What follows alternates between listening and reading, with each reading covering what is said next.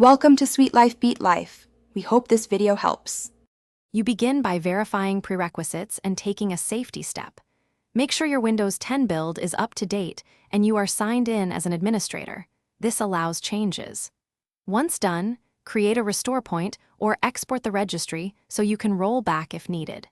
Now open Settings and search for Microsoft 365 or Copilot entries. Because you will disable components from both app settings and administrative controls, do not skip the backup. It saves time if anything goes wrong. You will now disable the main Copilot components across the system. In the Microsoft 365 Admin Center or in Tune, find the Copilot or AI feature flags and toggle them off. This prevents service-level activation.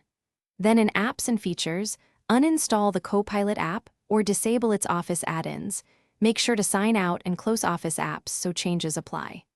Finally, adjust privacy and telemetry settings to stop diagnostic data flowing to Copilot services. This limits finish by restarting Windows to ensure services and policies take effect. After reboot, open Services. MSC to confirm Copilot-related services are stopped and set to disabled. Next, apply a group policy or set registry keys to enforce the change so updates do not re-enable features. Document the keys you changed for future reference. If something breaks, check Event Viewer for errors, reapply your restore point, and then re-attempt targeted changes. This troubleshooting tip saves time and prevents repeated misconfigurations. Thanks for watching. Consider subscribing if we helped you.